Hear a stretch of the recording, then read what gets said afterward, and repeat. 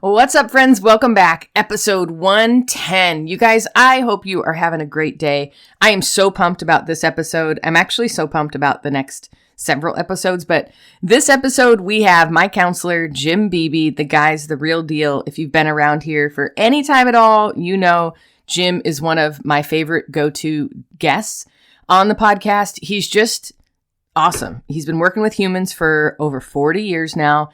And he's just a depth of knowledge, understanding, compassion, wisdom, all the things. He's just, man, he's rad. And if I could bottle this guy up and give him to you, I would. This is the closest I can get is having him on the podcast. And so I hope that you enjoy this conversation with Jim. I will let you know, if you have little ones around, it gets a little colorful. It wasn't Jim. It was me, of course. So I just, I'm going to warn you guys before any colorful language, just because I want to be sensitive to the little children that could be in the car or anything like that. So anyways, it's not super colorful, but it's colorful enough where I don't want to get a mean email because you didn't know to put your AirPods on. So just put your AirPods on. You guys, I love you. I'm so grateful you're here. I hope this episode blesses you. And listen, if you're interested in joining the Feel Better Journey, my group coaching program, doors close this Saturday for this round. 10 weeks together. If you're interested, go straight to the show notes and click right through. And I'm so grateful you're here. Enjoy the episode. Welcome to a Holy Mess podcast. All right, my friends, we all know life can be so difficult and painful at times, especially when we're carrying grief or loss or wrestling with shame about our past, anxiety about our future, or frankly, like we are just not enough. But there has to be so much more for us. There is hope and joy, peace, love, fun, purpose, and a reason that you, my friend, are on this planet. Let's partner with God so you can be who He created you to be as you wrestle through and trudge through your mess. Hi, I'm Dani, a recovering alcoholic, a mom, a wife, a mentor, and dust. We are only here for a moment. Let's live like it. I'm just like you. I'm a holy mess most days. Actually, every day. Let's have some fun and laugh while trudging through our mess. This stuff doesn't need to be dry and boring. Let's dig in. Okay, you guys, man, do I remember when I was struggling internally with insecurity and, oh my gosh, my shitty committee towards myself, just that negative self-talk and negative thoughts about my life. And you guys, frankly, it didn't matter how successful I was on the outside or how successful I seemed on the outside, my internal world was in knots. You guys, I was wrestling with so much, and I didn't even know where to begin. And I want you to know you don't have to struggle like I did, and not knowing what to do or if there was even a solution to help me feel better. You guys, I want to invite you into the Feel Better journey. Time with me as we help you find some healing from these things that are holding you back. Now, listen, I know I don't have a magic wand, you know that too, but I am telling you these tools and strategies and mindset shifts, they work. And these are not hollow affirmations. Now listen, I love affirmations, but we don't even work on affirmations until the end, because if we don't get to the roots of what's actually holding us back, I'll be honest, affirmations, they don't stick and they don't work. And in fact, they can do more harm to us than the good that they're intended to. Because here's the thing. Your mind is arguing with you. For instance, let's just say we start with an affirmation like, I am enough. Oh man, it sure is true and it sure sounds pretty. But when you feel like you're so unworthy and insecure in so many ways, saying that I am enough, it really doesn't do much good. In fact, your brain looks for ways to prove that statement wrong. Oh, really? You're enough? Okay. Well, if you were enough, this wouldn't have happened or that wouldn't have happened. You guys, our minds are battling us because we're struggling. And you don't have to have it all figured out. You guys, I will walk you through the whole thing. Trust me. I know you're busy. I get it. But making time for your growth is huge. It will up-level every area of your life. I'm not kidding. Everyone deserves some motivation, and I will be your personal coach, your encourager, and your cheerleader through this whole thing to help you release anxiety and honestly bask in your full potential, no matter what cards you've been dealt in this life. And let me tell you, some of us have been dealt some pretty difficult cards, but I want to help you thrive within your reality. If you're tired of the negative self-talk inside and feeling overwhelmed and even exhausted by life, you need this program. I want you to know, if you're great at taking care of everyone else, but you struggle doing things for yourself, this program will help you.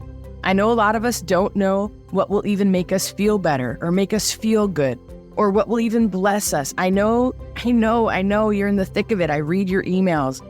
Maybe you're even a little afraid to look under the lid, so to speak, because you're concerned what it may bring up. Maybe that's why you're avoiding therapy at times. Maybe you're even avoiding Bible studies. Hey, I avoid Bible studies too, just so you know, we're all in this together. I'm so over surfacey talk. That's one of the reasons why we created this program, to talk about the things that actually matter to us, to talk about the things that can actually move the needle in a positive direction for our internal world and our life, like feeling better and learning to thrive and dealing with our emotions and our thoughts. Trust me, when we learn to thrive internally, your business will get better, your work will improve, your relationships with others will improve. The moment I started working on my relationship with myself, my relationship with everyone else got better, hands down. You guys, I created this program to cut the red tape and to help you get there more quickly. If you like the podcast, you will love the Feel Better journey and our time together. Doors close on Saturday, September 9th. So if you're feeling the tug, you guys do it. Jump in. You are worth it. I'm ready to journey with you. I know even in the 12-step program, way back when, 30s, when this started, they were talking about mindfulness back then and trying to stay grounded in the moment and not try to control everything or be too far in the future. This is that sense of surrender. Yeah. What is right now is what needs to be. Yeah. Can we talk about 12-step for a minute and mindfulness and all the things? So last year, or a couple of years ago, Gary and I were flying. His company's very generous, and Jim knows this, but they flew us to France for this company trip. And it was extraordinary and it was amazing. And it was the longest I'd ever been away from my kids, which I was scared to death. And then it ended up being like the best. So not long enough. I know. I was like scared to death till I got in the plane, and then I'm like, I'm free. But we're flying into France, and I'll never forget. It was the clearest blue sky you'd ever seen. I mean, it was like there was not a cloud above us, but below us, it was like completely clouded over. I mean, it was like the thickest. It looked like a mattress. Like, I'm kid you not. It was straight. It was all the way to the horizon. But all the way to the horizon from above the clouds, it was blue and beautiful. Like, I can still picture it in my head. And it was glorious. And as we were flying into the clouds, the plane got very rocky. And as we landed into France, it was storming and windy and rocky. It was awful. And they talk about in mindfulness how there's this blue sky concept. The blue sky is always there. The clouds, the rockiness, that's life. That's what comes to us. That's what we have to deal with. But that's what we have to kind of swim through and fly through to get back to the blue sky, because the blue sky never left us. It's always there. It's just a lot of life, a lot of things struggling caused those clouds and turbulent moments. And so I think that for me, in mindfulness and prayer and meditation, it's always like, I'm trying to get back to the blue sky. What do I have to do to get back to the blue sky? What do I need to work through so that I can be grounded? Because the blue sky, to me, that's Holy Spirit. To me, that's myself. That's like peace within myself. That's like, I'm at my best version when I'm there. So. Yeah. And the blue sky, is it up there in a sense, in a way that it's down here in the storm? Yes. That's the thing, right? The blue sky is with me in the storm. We all have storms. I have them. You have them. Everybody I know has them. Everybody I know has things that would rob them of any peace, right? And would rip their heart out. And tomorrow could happen, possibly. Okay. But somehow there's ways to practice this, and ways to, with relinquishment and some detachment at times, self-care, gratitude, be able to find it's okay. Life is holding even all the struggle and the worries, and that's part of my blue sky. Wow. Part of my blue sky is the clouds. It's weird. It's a paradox. Yeah. It is. Well, and I always go back to, if we need life to be perfect, and if we need to go back to the Garden of Eden for life to be worthwhile or perfect, I mean, we've shot ourselves in the foot before we've got out the gate. Like, we're screwed. If we need the Garden of Eden, we're all screwed. Because I believe wholeheartedly life for all of us is 50-50. It's 50% glorious and extraordinary and amazing. And it's 50% awful and hard and grief-stricken. And it doesn't matter about circumstances. It's about, okay, I'm always searching for the little nuggets of light in the hard, because you guys, I struggle with depression and anxiety every day of my life. I don't think there's been a day I haven't. I live in angst. Like, it's my biology. And trust me, I've done all the things with Jesus. Trust me, I believe in prayer and all the things, okay? But physiologically, I have wounds. I have things. And anybody who comes at me and says, no, you're clean by the stripes of Jesus, I agree. However, let's just go back to when Jesus resurrected. He came back and what was it? Who was it? Thomas? Doubting Thomas got to stick his finger in his hole. So don't tell me that we don't still have those wounds if our Savior still had those wounds when he walked the planet after resurrection. So you guys, it's okay that you have wounds. It's okay that you have these struggles. It's okay that your life is half a shit show and half gloriously hilarious and fun. That's life. So it's embracing it all. Yeah. It's holding what can feel so hard, right? To hold anxiety and still have peace. I'm telling you, that's just so hard to experience because anxiety yells. Peace is quiet, right? Yeah. Anxiety is the storm. Yeah. Depression is the storm, right? Yeah. But finding the ways of taking care of myself, practice as I do. And you and I both say, man, you better be doing this every day. You better be finding all the ways in which you nurture that part of you. Because if not, when that next thing comes, and it's coming, you're toast. Well, it's like an athlete, right? So Zach's playing football right now. He's playing games. Yesterday, he had one of the best games of his whole career, like amazing. But I left him a voice message last night before bed because he was already in bed and I wanted him to get it this morning. But I was saying, honey, the last 4 months of your work is what gave you yesterday. Like, that's what it was. So you guys, we do the work, we do these practices, even on good days. I mean, honestly, you double down on them because then the hard days, it's easier. It's easier. And Jim, I love when you called like our anxiety the storm. It's such a good illustration because and also our anxiety is like a little toddler inside. And so like looking at it like, okay, honey. Oh, no wonder Dani has anxiety. Okay, so you literally like, Jim's taught me this, but self-parent, like you parent these hard places in yourself.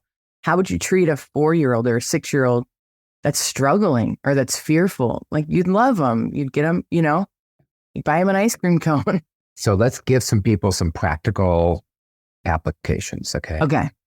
So one that I would suggest is it can be with others. So it can be in a support group or it can be by yourself by journaling, but that you write down what you're thinking or feeling or you speak. Okay. Mm-hmm.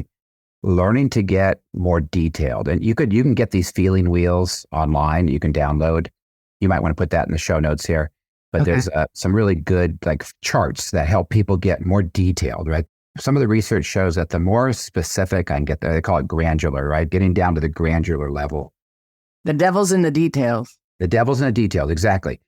When I just feel overwhelmed, okay, or I feel beside myself, right? That's very vague and it's very hard then to be able to have much mastery over it or ability to manage it, to massage it. So get really good at being more detailed in your language, which I'm not great at. And especially men are not good at this because men are not socialized to have a very good emotional vocabulary, but we'll have to learn it. So get some of these charts, have them with you, get better at describing your experience a little better. Okay. Number one. Number two, try to find what that attaches to. There's always a narrative to our feelings. And we think the narrative is what's happening right now. Okay. But what happens right now is tapping the deeper narrative. That's what you're talking about, that deeper inner self. Mm-hmm. And within that are stories. When did I feel that? Sometimes we'll ask the question, when did you first, just think about this anxiety you're feeling, this angst that you feel inside, this despair you're feeling inside. Can you go back and try to remember when you first sort of can relate that? And you can go back to adolescence or as a kid. And then there's a narrative of stories that happened in that when we're young, that's how we formed our worldview, is just through experiences, through our unique personality and our unique biology. So learning how to to write out the feelings and write out the narrative or the stories that relate to those feelings, and then write out some of the beliefs that come out of that. And think of beliefs not so much as conscious structures or thoughts as much as experienced orientation, almost like the window through which you view life. Mm-hmm. Right? So you look at life not through this clear window that's all cleaned up every day. This life has thrown a lot of mud on this window, right? Mm-hmm. All that mud is the inner self. And my windshield wipers are broken. And exactly. Yeah, it's when they're not working and, you put them on and it made it worse, sometimes. But trying to identify what those are. And what you'll find is you'll come back to the same stuff over and over again. Mm-hmm. Because that's your inner child orientation, right? That's the window. Mm-hmm. So we say to people, it's not what happens to you, it's what you tell yourself about what happens to you. Mm-hmm. And it's hard for me to do that because sometimes when things happen to me, it feels like it's the thing happening to me that's doing it. And I know it's not. So you got to create this space to be able to see that, it's how I then give value to those things that happen to me. And the value is given because of what I believe about it, the good or bad, right? And so as I start to see that, that's the gift, right? The things that happen to me reveal what my window is. And then I'm going at trying to manage my window and trying to clean it off as best I can, trying to manage it as best I can. I'm trying to respect it, right? Once I see it as part of me, I can respect ways to take care of myself. Mm-hmm. Last thing I was going to say is that helps you set boundaries. That helps you start to take care of yourself, right?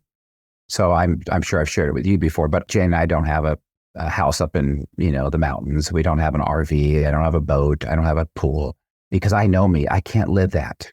I just know me. I have to set boundaries because I cannot live that big life. I'd be too anxious.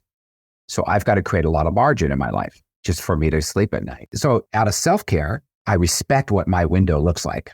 Mm-hmm. And I respect then what I need, right? So then I'm searching for how I need, right? And this is where I'm learning I think we've talked about the RAIN technique before on the program, but we use that RAIN technique. I'm going to put those in the show notes too, where we recognize the feeling or the experience or the thoughts. We accept, we don't resist them, right? Because a lot of times, especially in our Christian world, we tend to judge them that I shouldn't feel this way. We're professional judgers. Come on. Yeah. Our professional. We get paid to judge. Yeah, exactly. Just kidding. I'm just kidding. So the acceptance, and then we investigate. This is the really getting more detailed. Mm-hmm. So we're investigating. So RAIN. So R is recognize. A is accept. Don't resist. Let it be a gift. Receive it as teaching you. I is investigate. Take time to inventory and share it. What's going on inside? Take ownership of it. Mm-hmm. There. With gracious and compassionate curiosity. Okay. And then N is nurture. What do I need? How do I take care of myself in this need? And you're going to, as you know, right, Dani, you just come back to the same stuff over and over again. And I try to, all right, we're all sort of can be pretty crappy at this, but what do I need and how do I take care of myself so that I can deal with the moment, but I was looking to build a life that hopefully has some stability and sanity to it.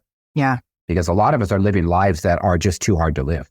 You're committed with too many things. You're not getting enough sleep. You're financially overstretched. You're not that good. And you're setting up way more triggers in your life than you handle. And at least for me, if I get too triggered, and I work at this every day, and I'm not that good. So we create this life, hopefully healthy life, so that when we have tools, but we have a life that's easier, that we don't need to be, walking on the tightrope all the time. Yeah, exactly. Well, you bring up a good point. So like when things happen to us, right? And things do happen to us, but it's like, okay, what am I going to do? How am I going to bring healing? How am I going to deal with this so that I can learn to thrive, even though these things happened, right? And it's hard, you guys, because some things are abusive and some things are hurtful. And we're not saying like, oh, okay, I would have chosen this abuse, or I would have chosen this betrayal, or I would have chosen this hurt. What we're saying is we're living life on life's terms. This shit happened. It's reality. How do I learn to thrive within reality? And sometimes it's just acknowledging, okay, this abusive, hurtful thing happened. Okay, it is what it is. Now, how am I going to take care of myself? Sometimes it's just by putting up healthy boundaries with people.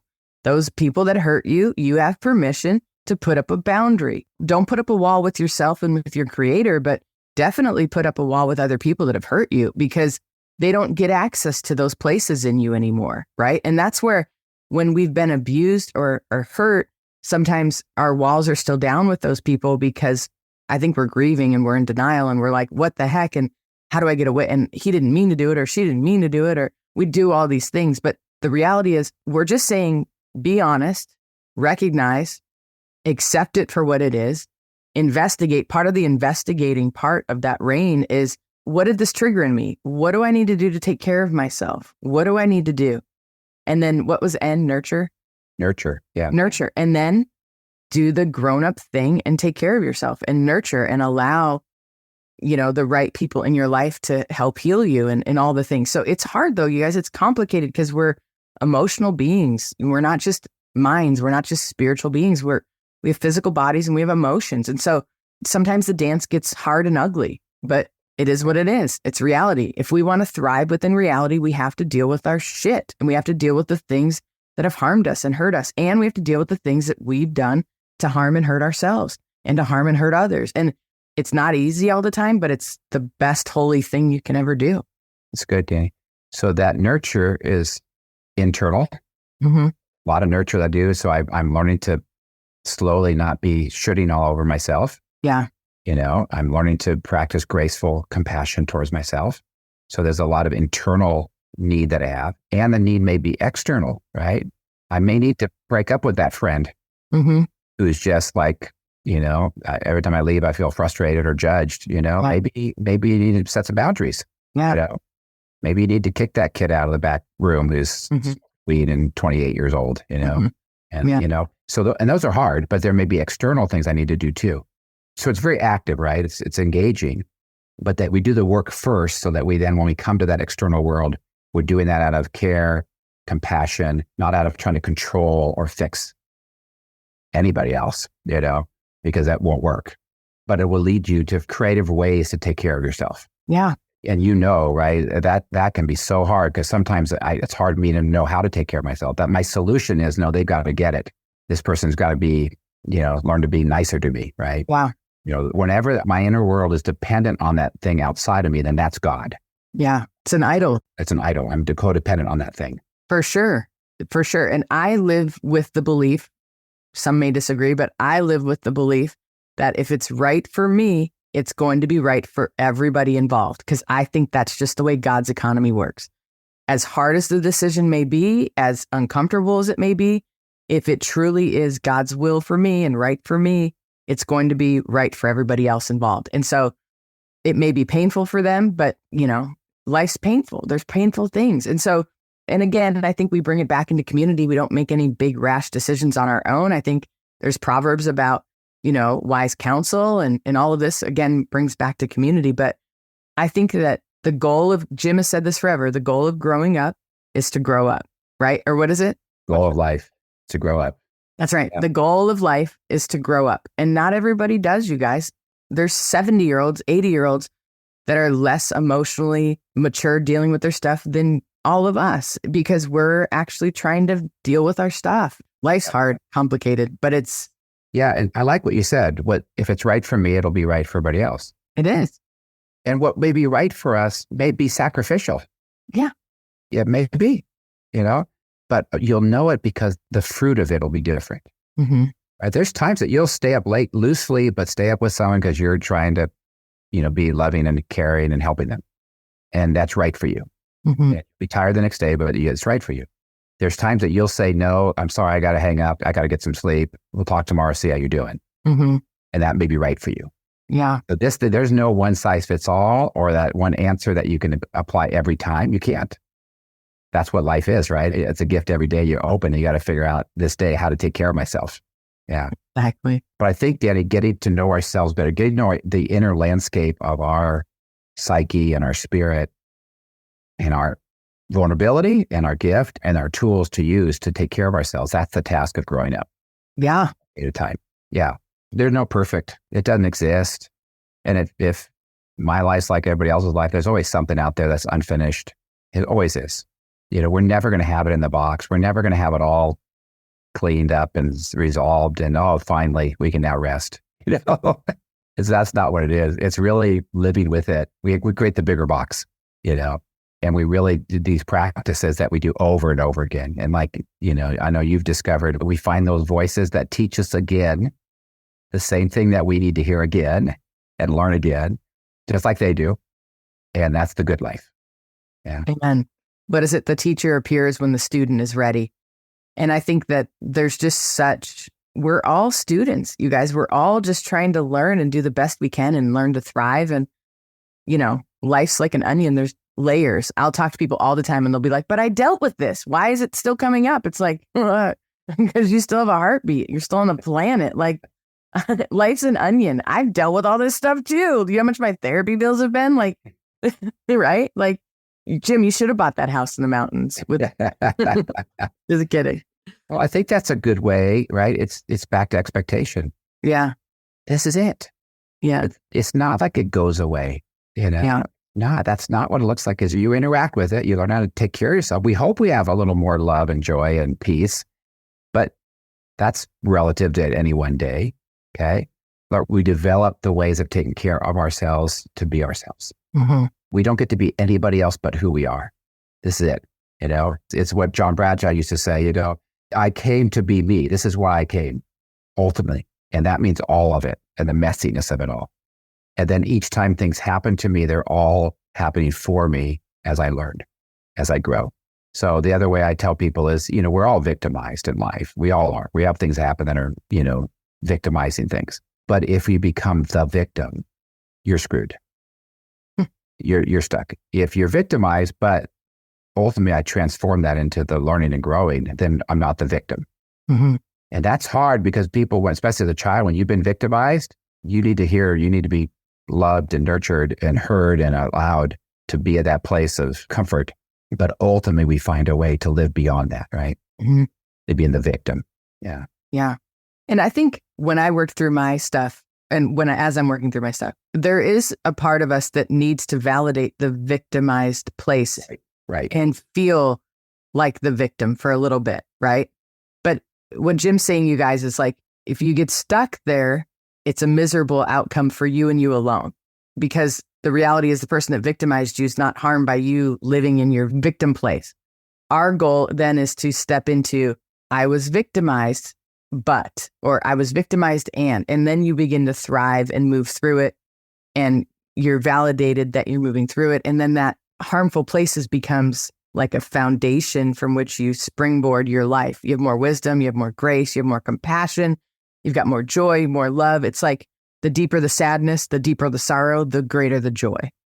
And so I firmly believe the deeper, the harder things that people have gone through and the more sorrow that they felt, they have a more capacity for joy as well. I see it every day in the work I do and the life I live. So I think that if we can just look at like, okay, yeah, that sorrow's hard, but what it did is it opened me up to have more joy and peace and capacity to love people, Perfect, Dani. Yeah. Well, Dani, this is really helpful. It's helpful because everybody's living in between. Yeah. Everybody's living unfinished. It's, their life's an unfinished book. Mm-hmm. And at any one moment, there's things that feel uncertain. Yeah. And human beings do not like uncertainty. Mm-hmm. We don't like things being open-ended. And so it's hard sometimes when we're living in between. But I'll tell you, there's always something. Mm-hmm. Always something. Right. So we're going to learn to live in between. Yeah. That we're not in Egypt, but we're not really in the promised land either. In fact, the desert is the promised land. We're learning, one manna for the day. We're learning how to walk with relinquishment and find peace, and embrace this gift that is life that we have, and do that within community. Yeah. For sure. So thank you. And thank you for what you do.